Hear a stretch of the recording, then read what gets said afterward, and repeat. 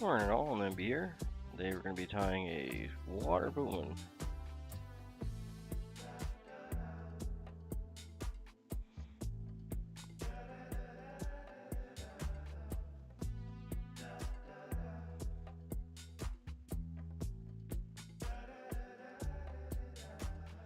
Hey Val, how's it going, mate?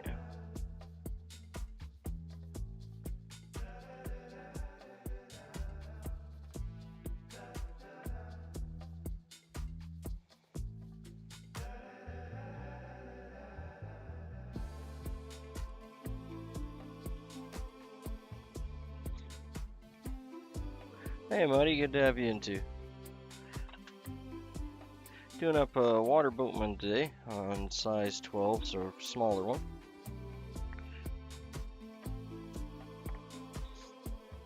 You can get these guys up to size 8.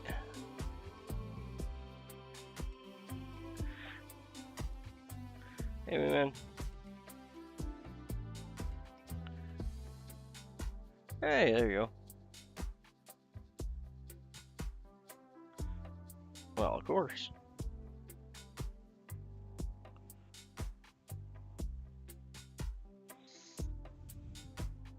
Okay, so we're going to want to get 3 strands of, I got my hand, pheasant tail. We're going to get 3 strands of about 5 or 6 fibers each. So, oh, that's all good, mate. I've definitely done that before.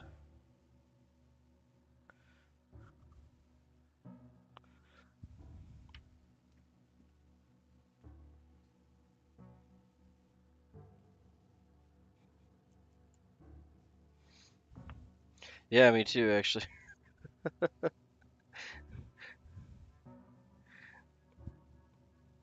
think I fell asleep around him going through like the jigs or one of the boxes. I don't remember which one it was.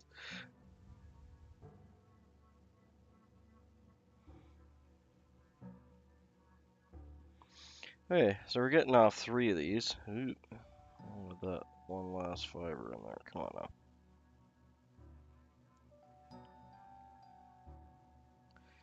Okay, maybe not.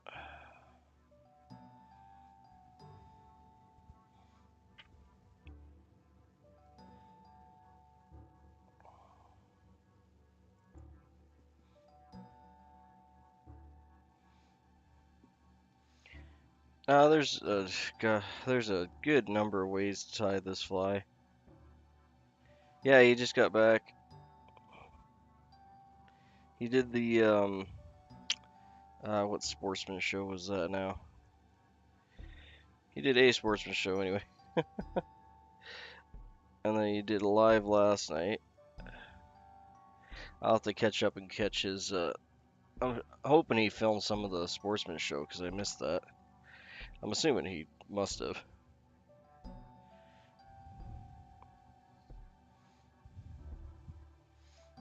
Okay, so I want 3 of these.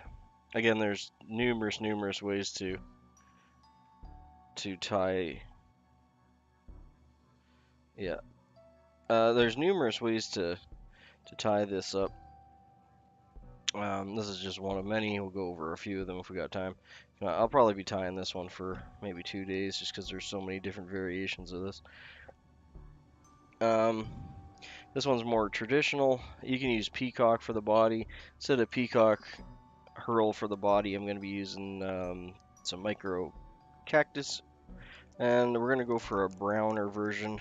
There's different phases that these go through. This one's a root beer cactus chenille. So it's basically kind of like a brown peacock.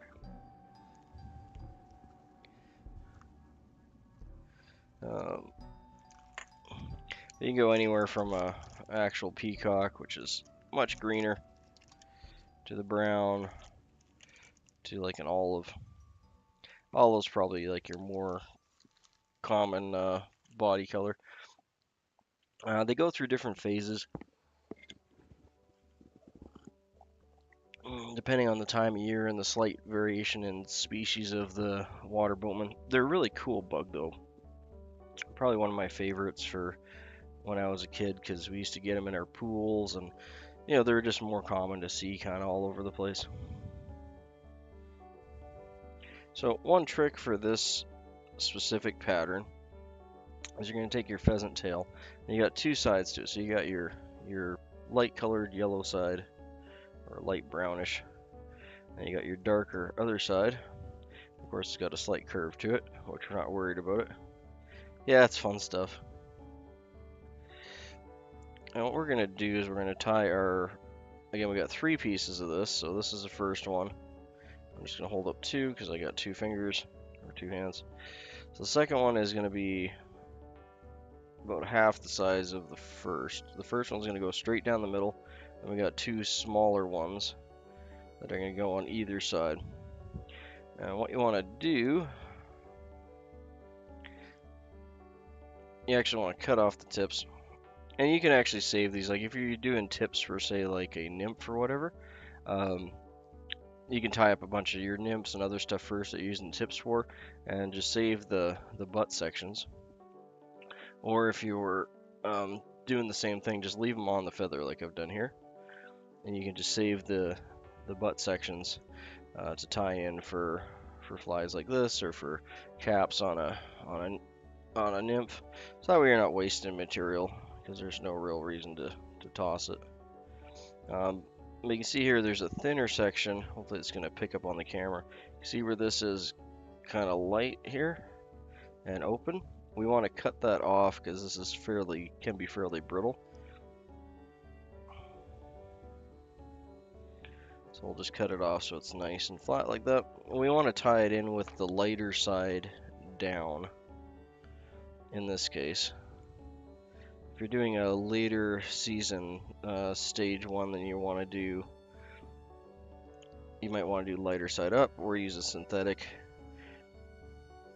The patterns I actually have just gonna spin my bobbin here. Patterns I have the most luck with actually for these are the synthetic patterns with a bright yellow belly. And yeah, like a bright yellow belly, and then peacock body. Oh, that felt really weird. 1 second, I'm gonna redo that.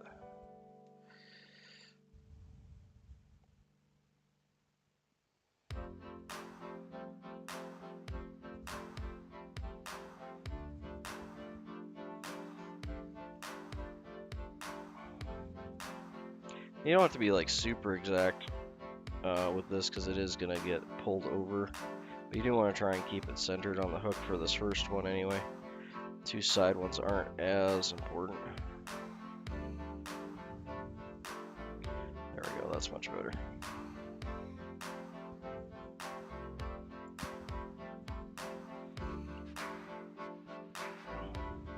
When I was first tying these, it was a little bit of a struggle. So I'd tie just a large little clump of these into the body, and when you go to pull it over, they split and they don't cover it properly, or it slides to one side or the other. So this is a method here that kind of helps to not prevent that, but just have less chance of it giving you problems anyway. Okay, so we got our second clump here.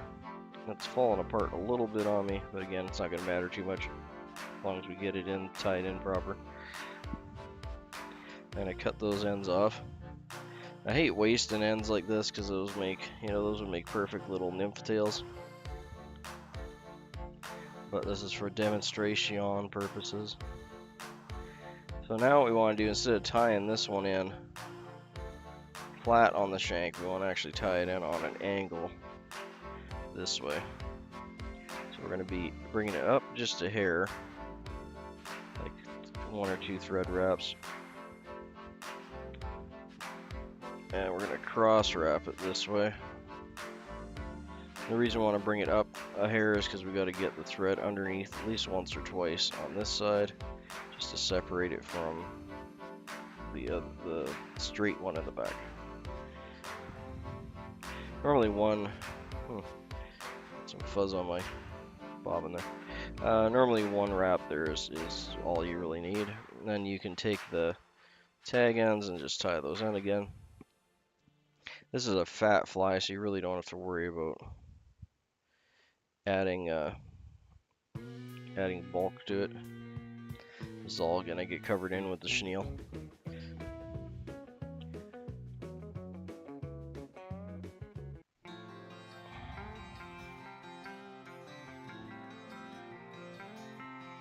Okay, we're gonna do the same thing with this one. Just cut tips. If I had two vices going, sometimes actually when I'm tying nymphs, I'll save these end chunks and I'll just put them all into like a pile, and then I'll use them later. But we're using some fresh stuff for the demonstration.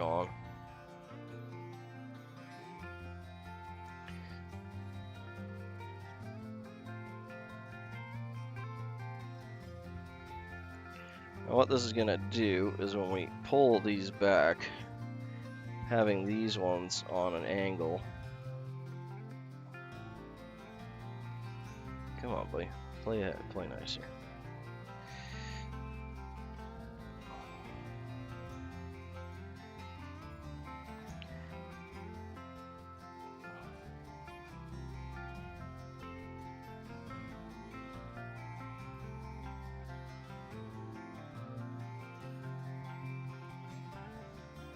Having these ones on an angle will cover the top much cleaner and will stop it from separating and giving you like a lot of times it'll kink, or you end up with a hole in the top, or things along those lines.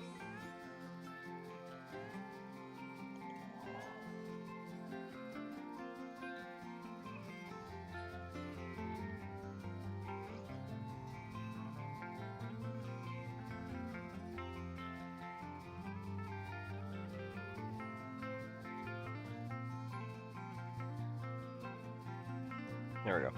So you want it to look like that. Hopefully you can see it on the camera there. I'll put my hand behind it so it's a little lighter. So you get one off the left, one off the right, and one down the center. Don't have to make it too crazy. The next part we're going to do is we're going to tie in some legs. There's a couple of methods you can use to get the legs in. Really common ones actually just to thread it in with a needle and then pull it through kind of like you would with a popper. And we're just going to use the midge lace material. So basically it's just elastic cord like you use for beading bracelets and whatnot. And I like this like dark kind of root beer brown, not quite root beer brown, a little olivey. Just gonna cut that off. Oh, thanks, Luca. Geez, sorry, mate. My sound effects are gone. I didn't even see that. I think I actually lost my chat. Thanks, Luca. I appreciate that, man. Thank you for the donation. We'll go towards more material.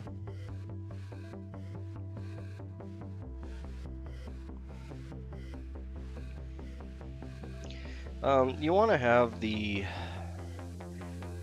legs or the swimmers on this guy to be a fair bit longer than you would expect, because you want the movement. The actual swimmers on these guys are basically just the length of the body, just a hair longer. They kind of stick out the butt a little bit when they're folded up, but you want them when you're tying it to be a good bit longer, just so you get the action while you're retrieving it in, because that's going to be what the fish are keying in on.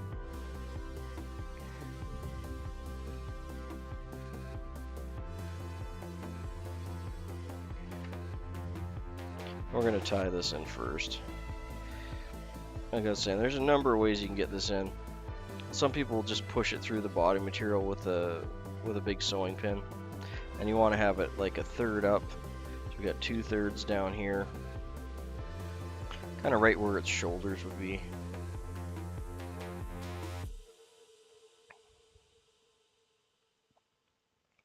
And yeah, it's always better to tie the legs in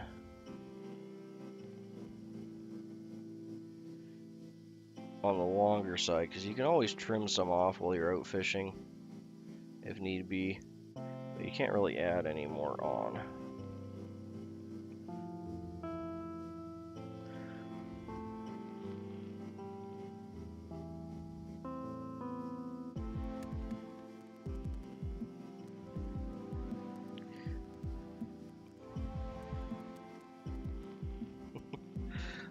It's fighting me. Just trying to. Really, dude, I'm just trying to figure eight it here to lock it in. You can add a little bit of super glue or head cement if it's being a real booger, but most of the time they're fine.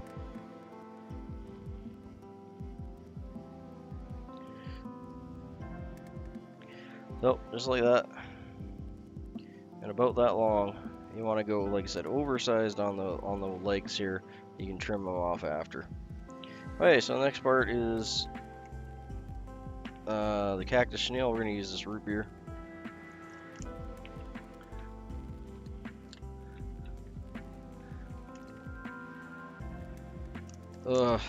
It's probably been 20-something years since I've been in a mosh pit.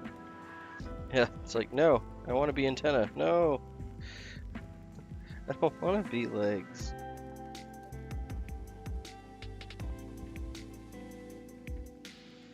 Now the tricky part is finding the end. See lots of things that look like ends. There we are. Okay, so we're gonna grab off, just a chunk. Probably gonna waste some of it, but let's go.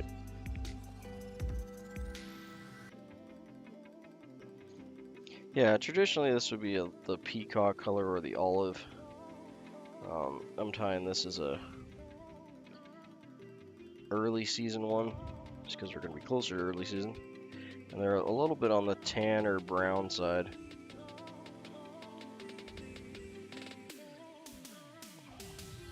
I always bump into my bobbin holder. Yeah, I think so. I think this will actually work well. I haven't actually used this color before for these, but when I was digging through my thing, I was like, hey, you know, that's actually a really nice color for a boatman. For especially the early season. They're more of like a tan. The pattern I use that actually has the best production for me actually has a yellow body, like a really light yellow Fentex actually, and then a black cap and black swimmers, either from large goose biots or like a rubber leg like this.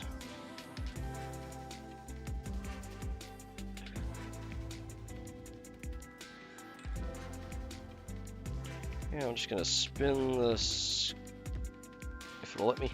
It's fighting me. Everything's fighting me today. Just gonna spin this cactus chenille up a little bit so that it's even. Dude, why no spinny spin? Come on now.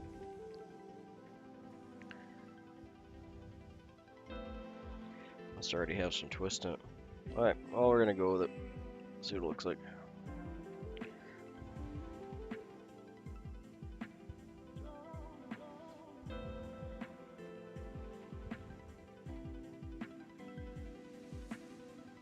Oh, that's cool. I actually enjoy reggae. Anything that's got a good beat and soul to it, you know.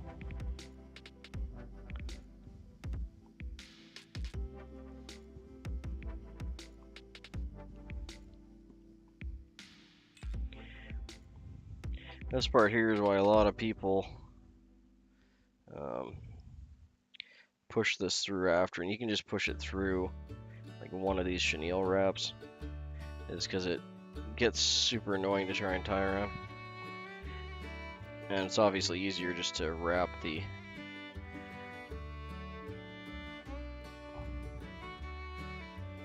body. There we go.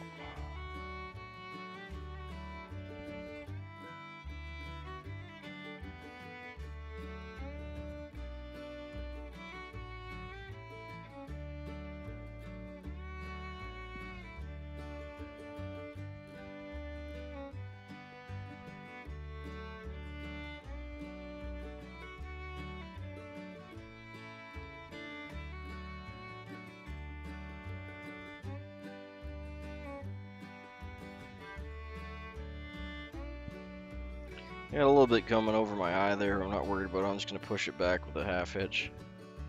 Get this cut out.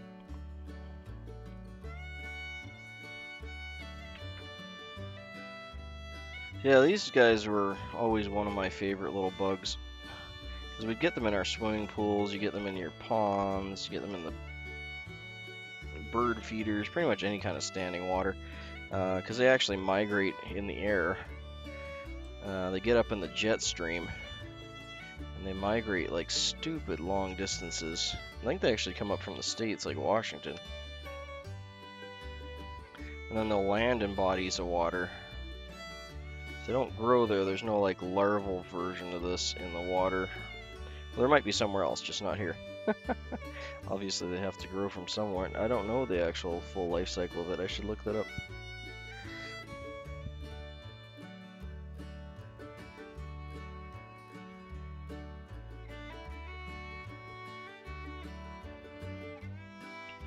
Dude, stay in the vise. What's wrong with you?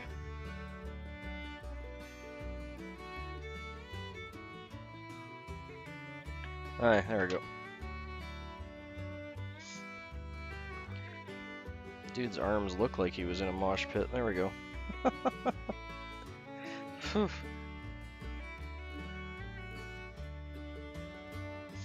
Okay, so now what you want to do is you actually want to bring up the two sides here first.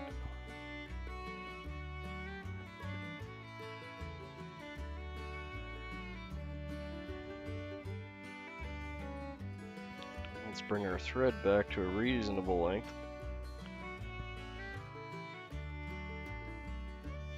I'm just going to do this lightly here, like 1 or 2 wraps, just to try not to trap as much of that chenille as I need to. There we go. I'm just going to do 1 or 2 wraps so I can adjust this if need be.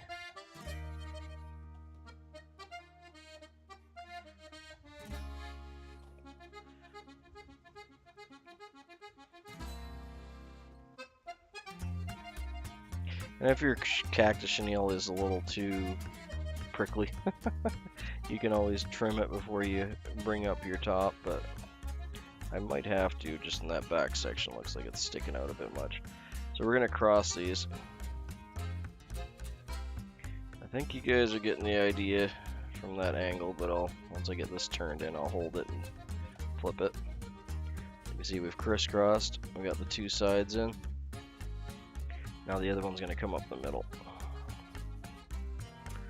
And yeah, I think I am going to trim that just a bit because there's a lot of butt fluff going on back here and we don't need that there.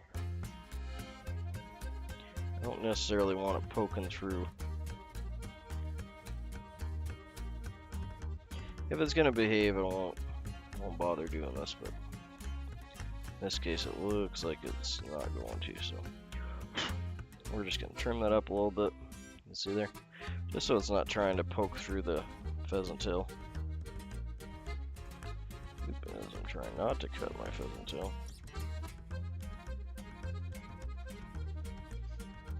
There we go.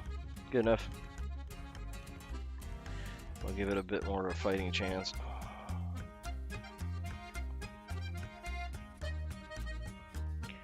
Oh, that's cool.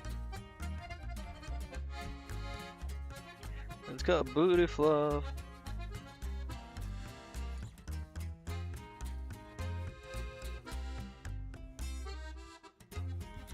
Hey, thanks for the new sub.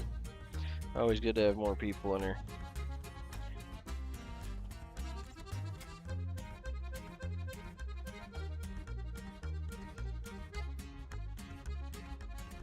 Yeah, we're gonna get 3 good tight wraps just so I can let go of this and spin it and show you guys. That's how you get a nice little thorax cap there without it splitting too bad on you. You can throw some, I'm going to throw a little bit of Sally Hansen's on there. I do have a few, could have trimmed that down a little bit better, but I do have a few little bits sticking through, but nothing I'm worried about. Okay, now that we get that all tied down, I'm going to pull this up. Pull it back. They have a little bulbous head, so that's what we're creating here. We're gonna pull it back.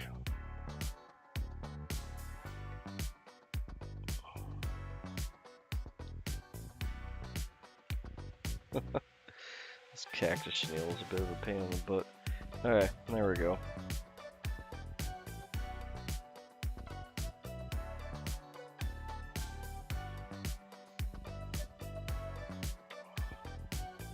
In hindsight, I probably should have trimmed some of this before I flipped it around, but they have a very iridescent shell, so if a little bit of this is sticking through, it's really not going to make any difference on the pattern.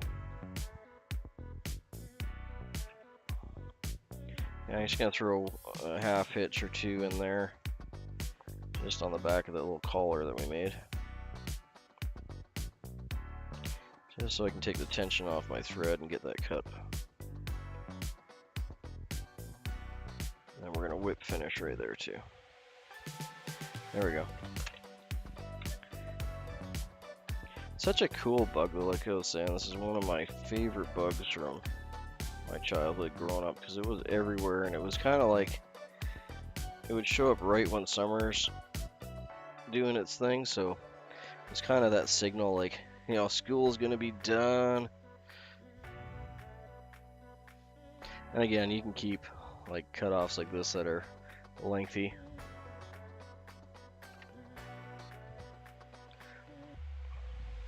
It just can be a bit on the annoying side, because it kind of wants to do what it wants to do.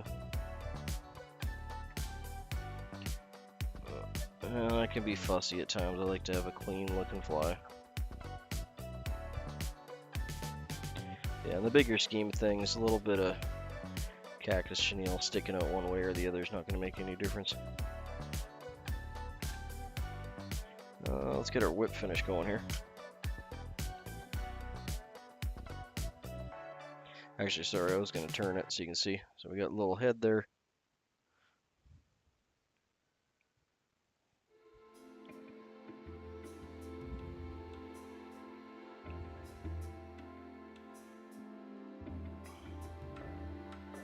And yeah, when these guys float in, especially when they're landing, because they do come from the air in like a big group through the jet stream, the trout will just go bananas over these.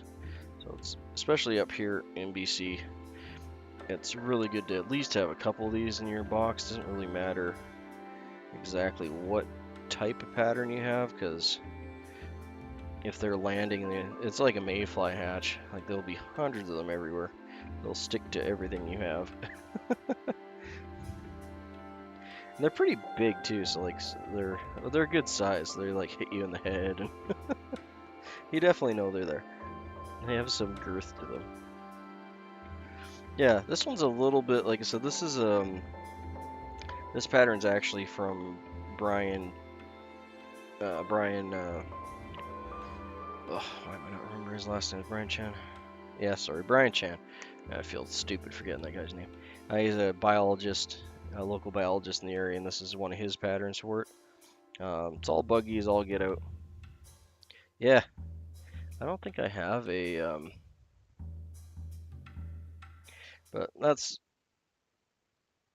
one of his pictures there. So that's what his looks like. So mine's pretty close. Close enough, anyway. I don't think he has a picture of a living one. I'll show you guys.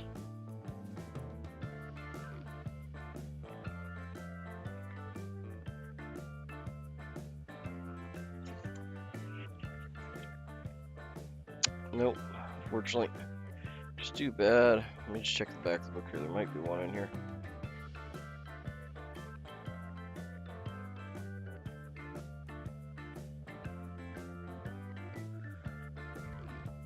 That would be fun, actually. I'd have to use like foam or something for that.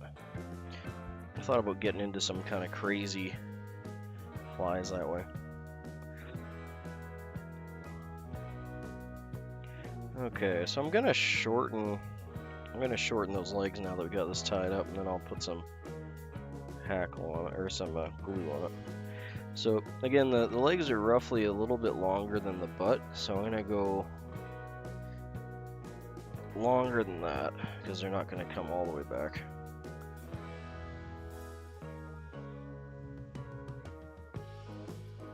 I'm not pulling on them because they are elastic.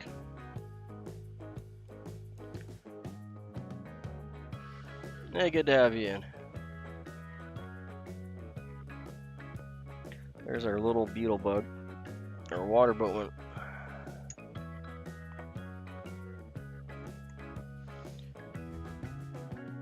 Yeah, I don't know if you guys get these down there, but we definitely get them up here. And they're cool little bug.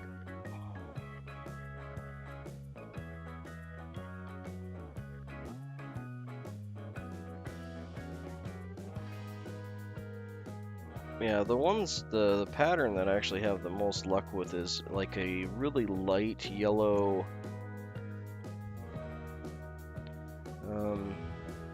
almost like a cream color body underneath instead of the chenille. Just use a Fentex and then a black overcap on it. I'll do a little spin and spiel on this guy. I'm just gonna try and clean up the eye. They have a lot of chenille still kind of sticking around there.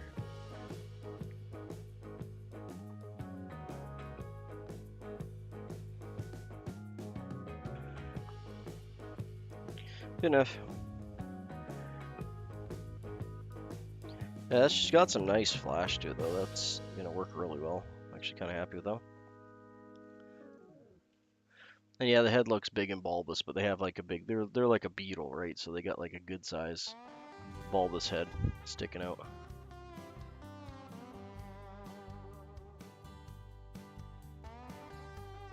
I need to actually set up so I can get some pictures and video I can play with, so I can find some non-copyright pictures of things like insects and whatnot, or take some myself. Would be even better.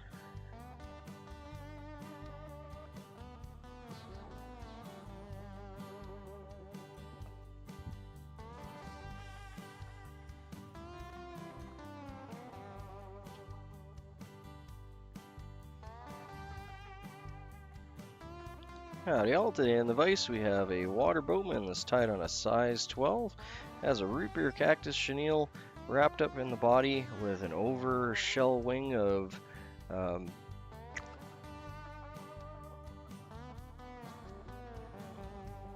my brain shut off. What is this? What bird are you? You are a pheasant. Oh my god. Alright, let's try that again.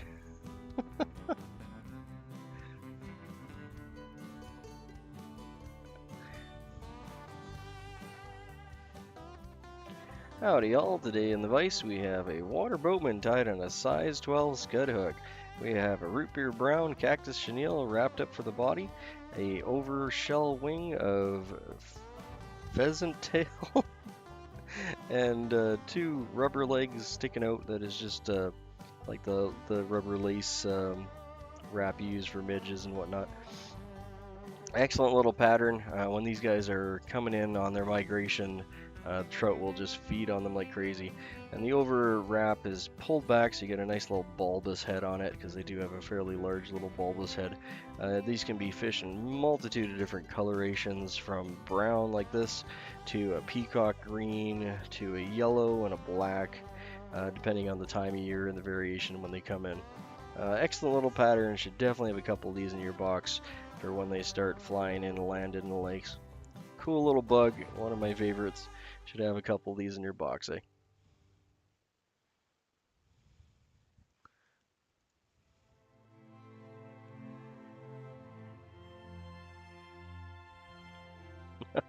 Wow, my brain sure shut off there. I was like, what kind of feather? That's some kind of, it's like, it's not a chicken. There we go.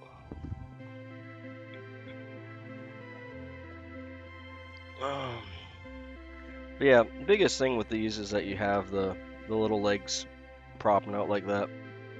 And they swim. It's called a boatman because they actually swim like oars on a boat and they kick out. So that's the action that you're looking for. The rest of the fly, besides the shellback and the rough size, you know, like I said, I haven't really found that it matters a terrible amount, as long as you got that the side uh, legs that'll kick out when you're stripping it back. You want to strip it about 2 to 5 inches or so at a time, so they have a good jump. They go like boop, boop, boop, boop, boop. You know, I'll do it this way. Boop, boop, boop. It looks like a little boat. That's why they're called boatmen. Literally looks like a guy in a boat with 2 oars sticking out the side when they're swimming. And they'll go all depths of the water too. When they fly in, they'll land on the surface, obviously. They are trying to find water, so they will attract around the water. But you'll get them on the top when they're first coming in, and then they'll be the whole water column. They'll be from the bottom in the mud down all the way up to the top, and they'll just swim all around. Cool little bug. Let's try a different style here. I was gonna put some nail polish on the shell just to harden it up, but I think on this case I'm gonna leave it the way it is. Bloop.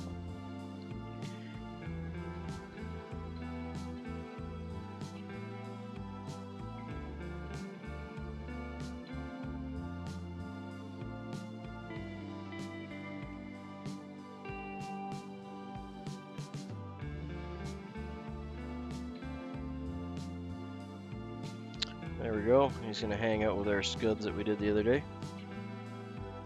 Same size hook. Same hook, actually. I'm going to try a slightly different back here, I think. Alright, let's actually just do 3 in different colors. Do that. We'll do the shell backs with some scud back probably tomorrow. Not sure if there's another variation of this here. So I don't really have all my scud back out, but like a black swish straw works really well. Here, I'll get this hook in here and then I'll show you some materials that work really good for the shells on these. Like I said, these are kind of like scuds where there's gobs and gobs of different variations and patterns. Like swish straw like this will work great for it. That one's a little on the light side. You can use scud back like this, but you definitely want to use a darker shade. Like that brown's probably okay, but like a black is pretty common for a scud back on those. Well, this one actually works a treat. I've used this for boatmen before. This real dark green, dark olive it says, swish straw. Let's hold it the right way around so people can read it. Nimby, come on. That works good. I've used this a few times. I have a larger spool of this, but it's just like an emerald green, real super buggy ribbon. It's like a poly ribbon. But this I've used this a number of times for boatmen too, and it worked quite well for the caps. But the one that I have that I get the most reaction on is just a black, either black Swiss straw, so it has that nice black glossy look to it, or a black scud back stretch. And then same thing, just put nail polish or UV resin on it to give it the shine. And I seem to really like that better than any of the feather scud caps that I put on it. So I've tried like turkey, pheasant tail, all sorts of different stuff. Yarn. And by far the one that seems to work the best is just black. I just want to go just a hair past that hook point there. But yeah, the one that seems to work the best is just black stretch scud back. I don't have any within reach right now. It's behind my camera.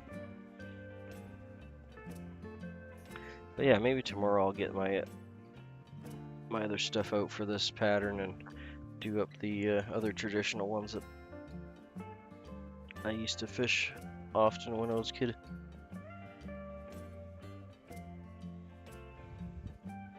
Okay, let's put the brown away. We're gonna go with a,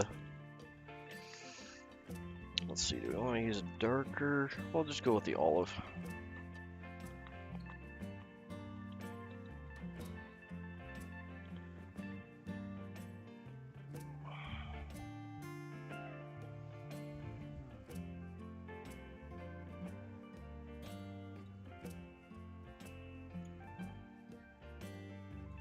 Okay, so I'm gonna use up some of this here that I left on the feather, because that's exactly what I left it there for.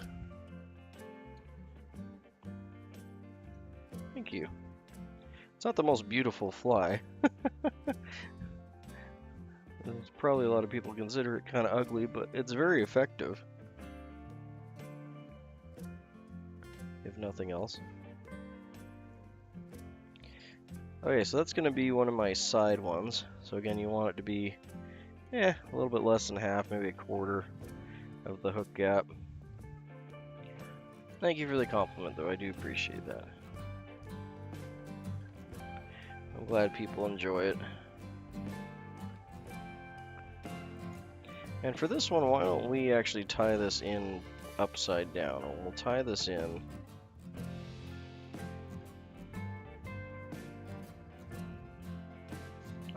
Dark side, so we'll wrap it, so when we pull on it, we'll get the dark side up.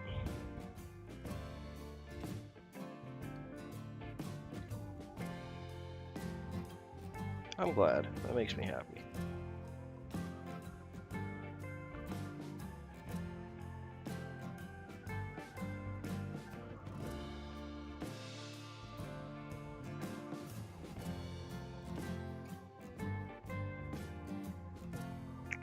Okay, I'm gonna have to recut this one because it slipped on me a little bit, but you don't want to have, see how it's all angled there? We want to have a nice, clean, flat tie-in point. Like so.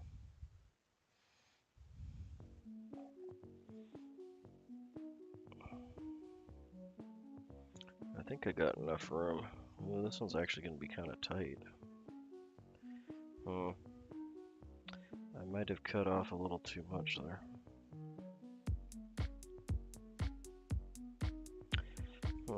Okay, well, we're going to go with it and see if we can make it work. I already cut it off. Should have left about half an inch more than that, just so I can pull it back easier. Oh right, we're gonna do this upside down. So instead of this light brown, we're gonna have the dark. Well, you'll see it in a second here. We're gonna tie it light side up. This will be more of a. They darken up as the weeks progress as they're in the water, so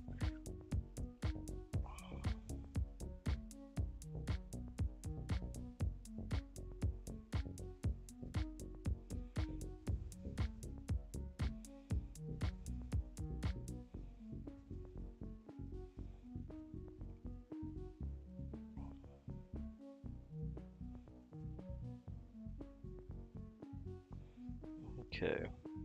This one actually kind of split on me rather badly, but like I was saying, I'm really short for size on this, so I want to make sure I can actually pull this back. Oh yeah, that's gonna be tight. I'm not sure if that's gonna work. Let's try.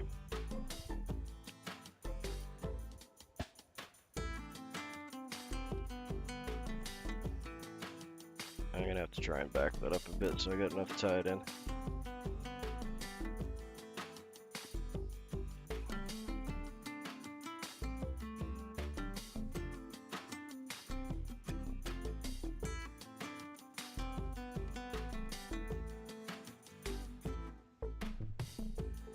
Okay, so back that up. Maybe about a centimeter. I think that'll give me enough to tie in. I'm gonna lose a few fronds here, but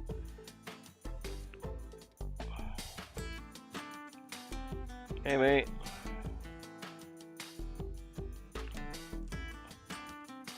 This is a Water Boatman, and I'm struggling with getting these parts tied in. Ugh. I probably really should just recut this, but I don't want to waste it. So we're gonna go with it. We're doing this guy here, Tyler. I'll just show you the one we just finished up, so you can see him. Guy with the little legs there. That's a Water Boatman. They're a little beetle that lands in the water here, and they swim like a boat. Hence the name. Okay, so we're going to tie this one in this way.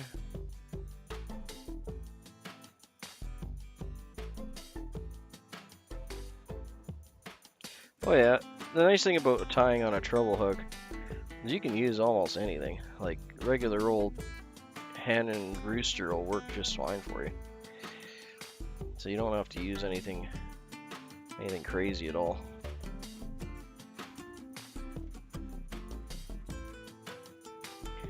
And it's really good practice, although tying around, I will say tying around, oop, I just caught my thread on the point there. That was close, almost cut it. Just gonna bury that in because I did nick my thread. There we go. But yeah, it's a good practice for you because the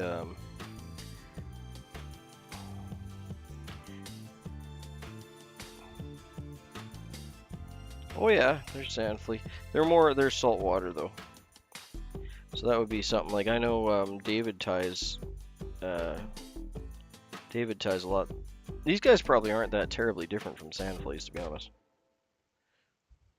I think sand fleas are actually in the crustacean family, however.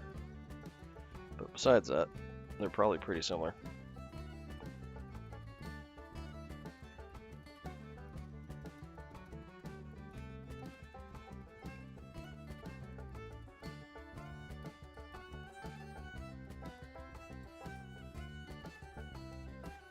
Give me a second while I fight with this. The downside of saving materials like I'm doing here and using little bits and bobs is they can be a little more on the frustrating side to tie in because they're shorter. Is this going to be long enough? Yeah, okay, we're still going to be really tight.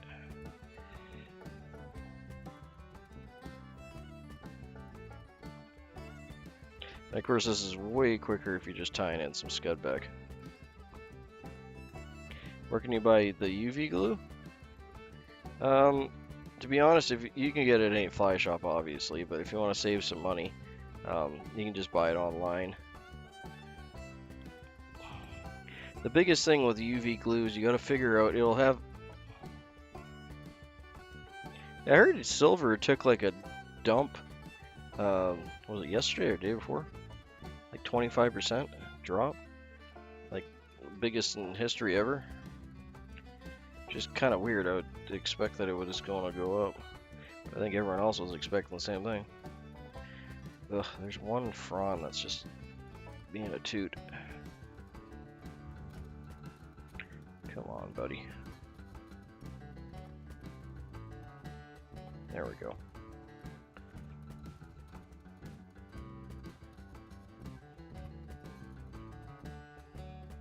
Ah, it was Friday. Okay. I was getting it in my feed on YouTube and whatnot through my, channels, just like everyone else. Okay, so you got that cross there. Hopefully you can see it.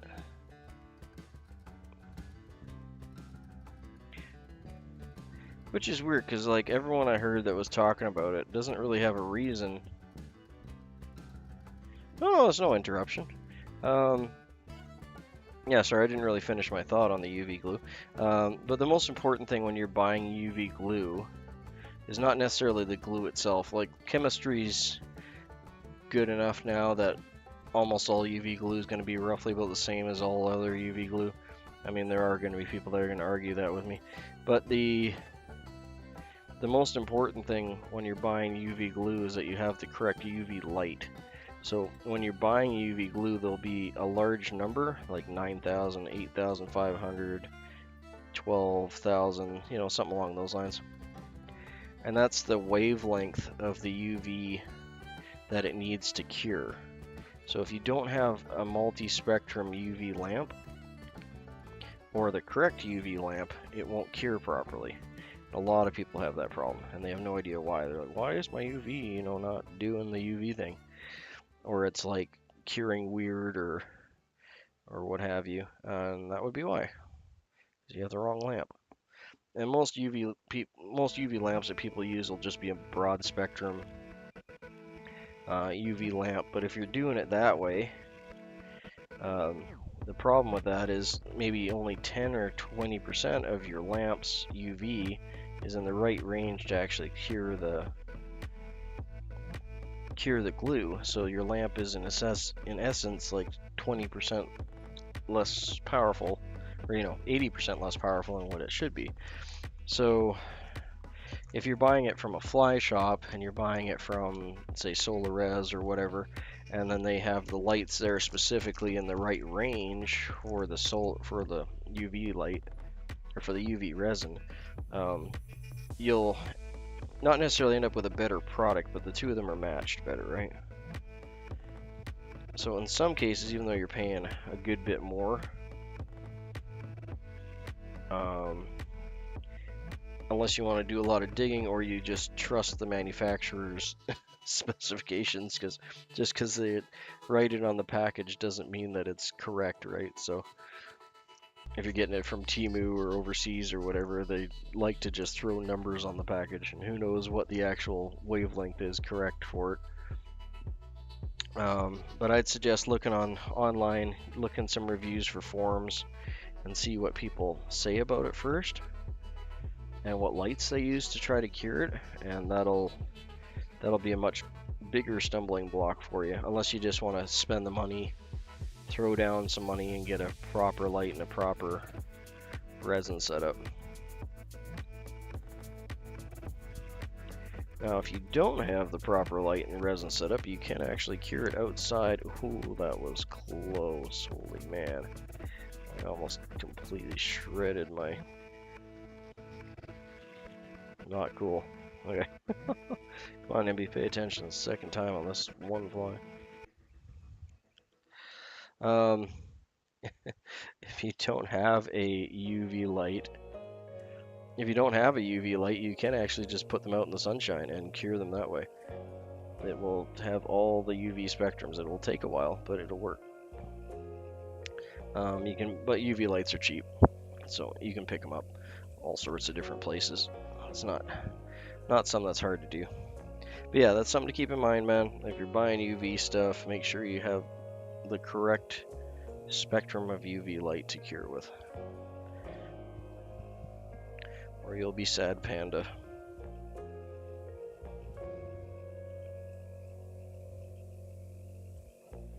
And that's generally what most people actually have problems with overseas UV glue and stuff like that. It's not that the glue is bad, it's the light they're using isn't matched with the glue.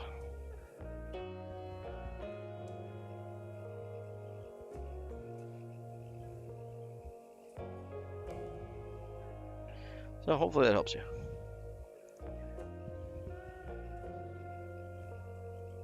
Yep, sad panda. You don't want to be a sad panda, you want to be a happy panda.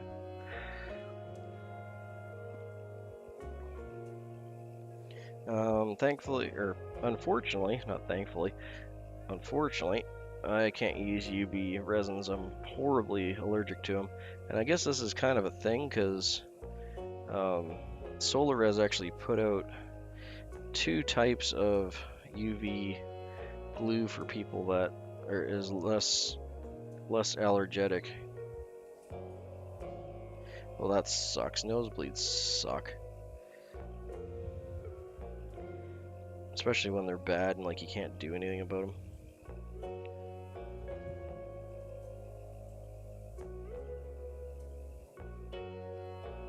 Yeah, exactly. That's why a lot of people skip the light thing and they'll just buy a cheap light on wherever.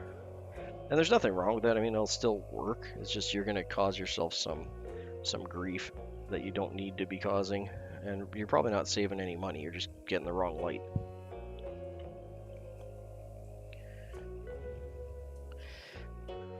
But the biggest stumbling block there is, do you trust the manufacturer, what it says on the package for what wavelength the light is? Because they generally all have it listed on the package, but is that right? Who knows? Maybe it is, maybe it isn't.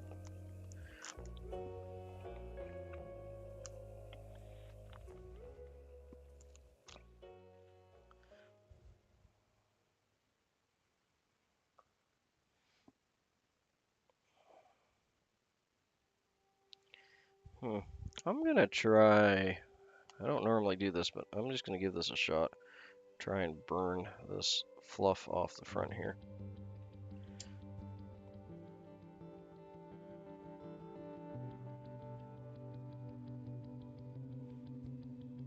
Maybe it is. Well, it worked, but it didn't work as well as I was expecting it to. Just trying to reduce the thickness there. Huh. Kind of didn't fully melt. That's kind of weird. Alright, I'm getting a little brave now. I probably should have just cut it out.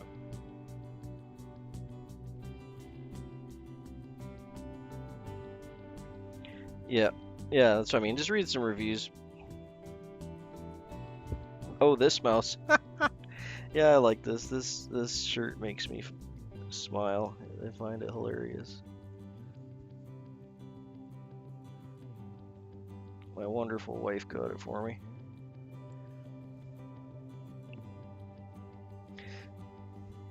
And hindsight, I might actually tie these. Next one I do, I might tie this back a bit from the eye. Not that it matters terribly much, but I think it would be cleaner. Then I can just make a thread. You can use black thread on these too, perfectly fine. Just since we're going for the brown olive kind of look. Youch! That one bit me. I slipped. Alright, we're gonna get that cap over before I hurt myself. Okay, let's get this side first. No worries.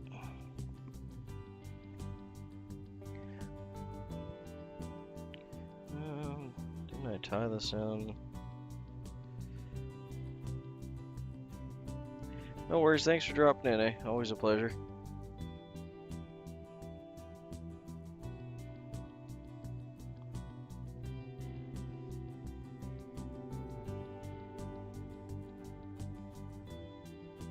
Yeah, take care. I thought I tied these in black side. I guess not. Okay. I must have made that mistake. Either way, don't matter too much. Oh yeah, let's trim this up on the top here before we pull all this back. So we're not doing it after we tie this in.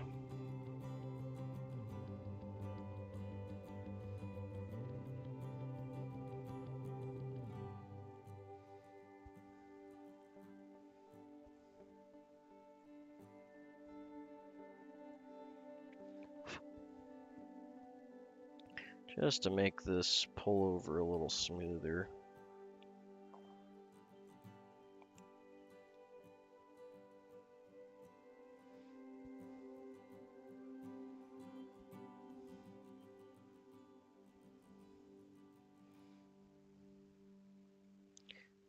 It feels so like soft and bushy when you're wrapping it, but it's surprising how stiff this is, like a tighter level. Okay, let's get this wrapped up and done here.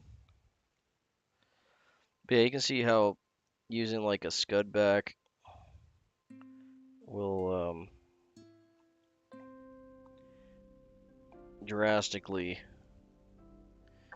cut down your tying time on these. But it's still nice to do these other methods too.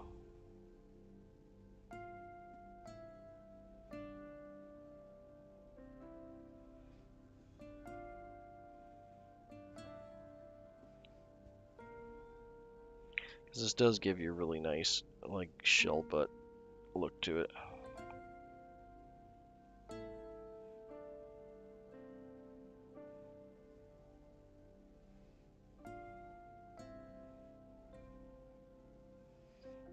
There we go. So got those two sides tied in like that. I'll get the center up there.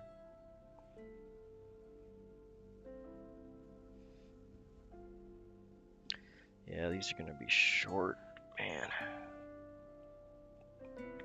Alright, I'll do what I can with it. Oh, yeah, just enough. I might not be able to fold it back to get my head in the way I want it, but just enough.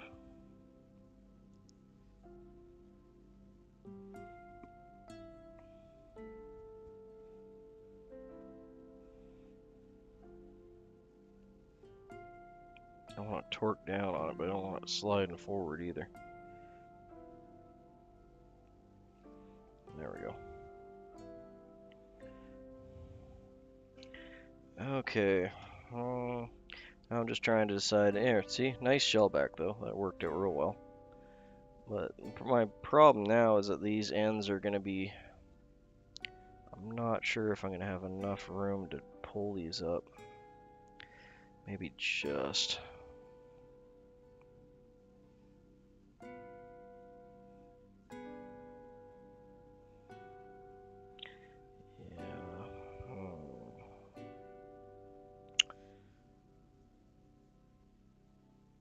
So I'd like to pull these up and tie them off here. But you can see I'm already getting a couple of fronds kind of popping up. I think they're just a hair too short. Let's try a couple thread wraps here, see if I can catch it. No, I don't think it's gonna go. Oh, maybe, no.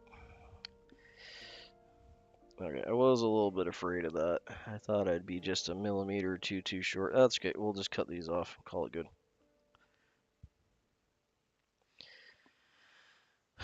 I guess the other thing I could do is try and pin back the longer ones. Nah, I'm just gonna cut it off. I'm gonna leave it kind of like mohawk style, just a hair here. So that way we get a little bulbous head that way. And I think that'll work fine. We'll just go with that. The major thing you want there is you just want to differentiate the shell from the head, because they do have such a large, they got kind of buggy eyes and a good sized little head, kind of like a large carpenter ant or something. Kind of about the same.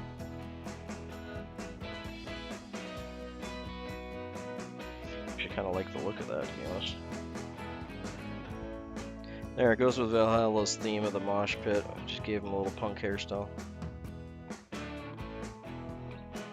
Dude. Cute little thing though, hey? Like that.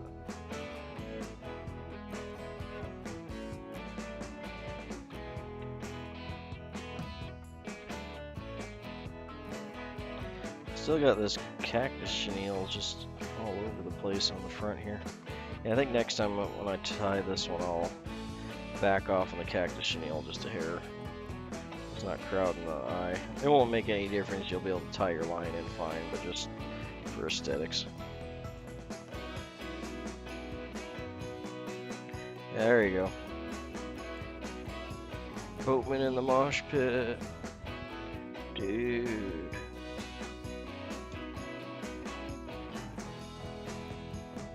I'm covered in like green glitter from trimming this chenille. Yeah.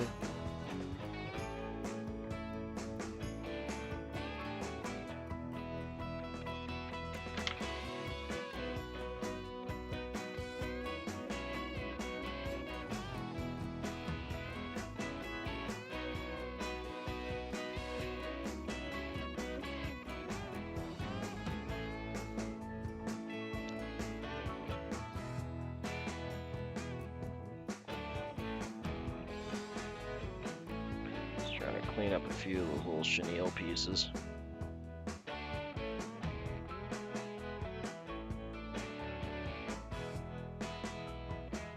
Yeah, kind of actually. I think you're right. And there's lots of you know, patterns. Like I said, there's a gazillion. Oop, we lost one fiber here. Actually, kind of surprised I just lost one with how short some of those ones were. That's fine. I'll just pop it out. There we are. And you can put like a little bit of head cement or nail polish on that cap there, which I might actually do on this one, just for kicks and giggles. We'll have to let it dry in the vise though, because it takes a while for that to dry.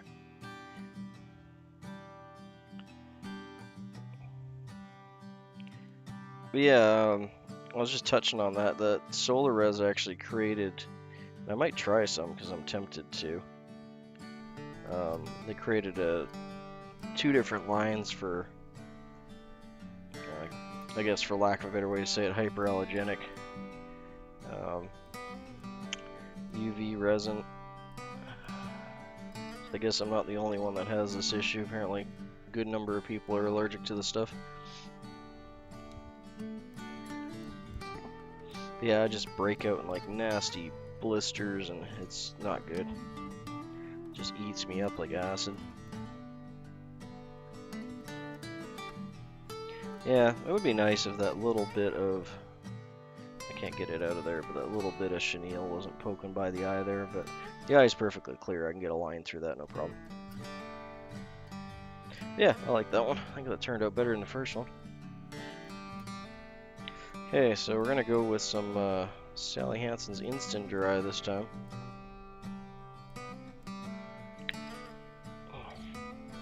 It's not gonna instantly dry, but it'll dry a lot faster than the other.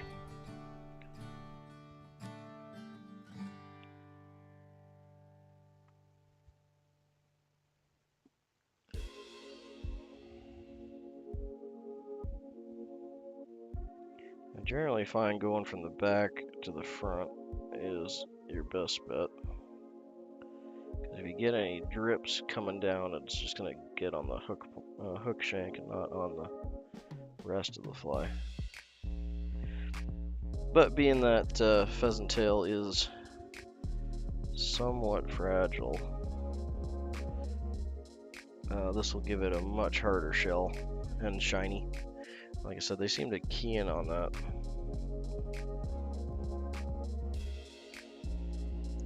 I even like doing this, like putting this on the synthetic scudbacks and that, or Swiss straw, just makes it pop. They do have a nice shiny shell. If you have ground beetles, they're actually kind of a lot similar to a ground beetle, just a lot smaller, maybe about a third the size. There you go. That's a cute little dude. Happy with him. Give that a minute to dry here. Hopefully everyone's having a good day today. Glad Valhalla got to go out and enjoy himself. Sounded like you needed a good little... Yeah, sounded like you needed a good little night out, eh?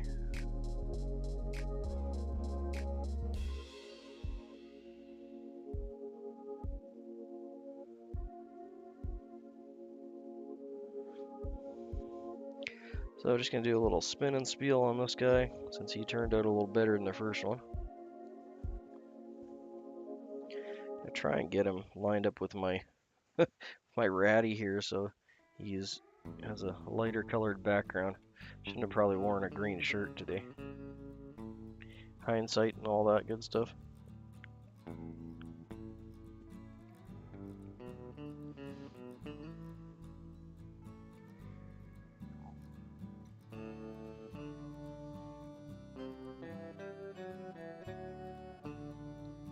So on the vise today we have a size 12 Water Boatman tied on a scud hook.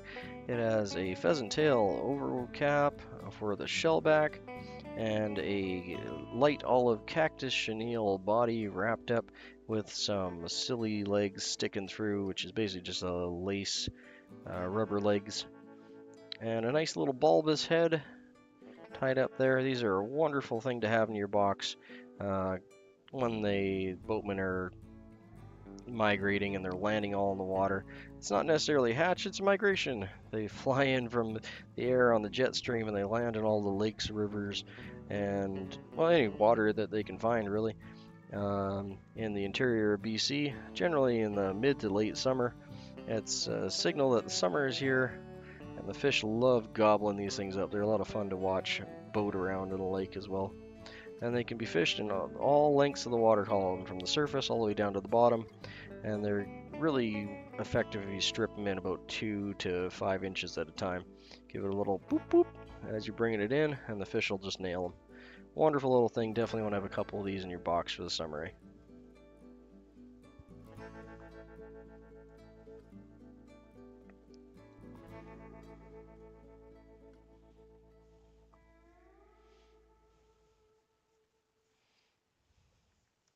Sorry, just trying to de-shed myself here. Full of green cactus chenille. There we go. Excuse me. Tea time. More tea. More tea.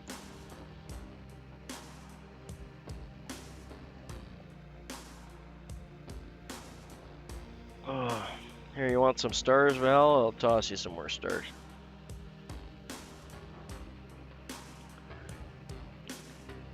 You're gonna have like a gob of those points by the time I create something that you can spend them on.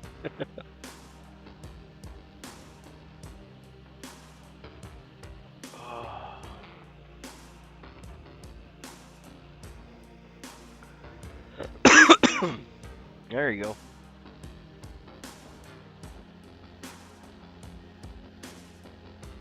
I'd hope so. I put a whole bunch of them there.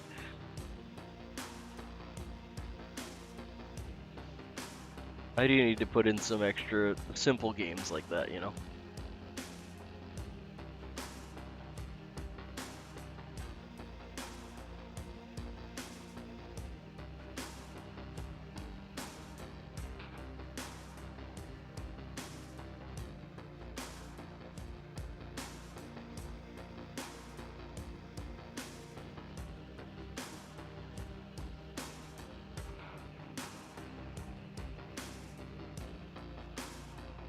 Okay, I'm gonna call it here on this fly. Gotta go and pick up the kidlets. Yeah, I know, it's like, it's a bit buggy. I'm gonna toss this guy in here. I think he's dry enough.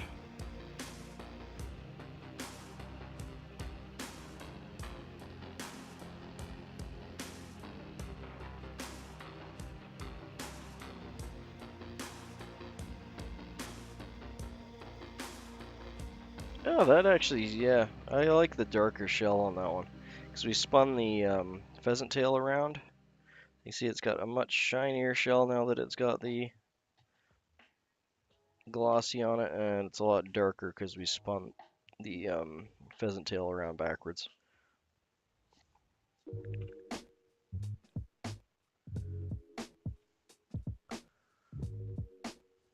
Yeah, there's our scutbacks, our 2 boatmen. I'll need to get a boat. Say 3 more, make it an even 5. No worries, mate.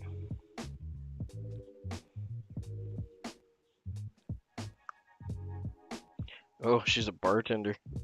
She probably gets a lot of texts then. Nothing against bartenders.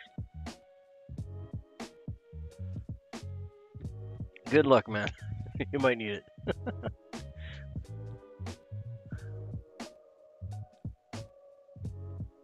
At least you got music in common, eh? Okay, so I just want to thank everyone for stopping in. It was a pleasure doing some boatmans with you this morning. Y'all have a good morning, eh? Thanks, guys.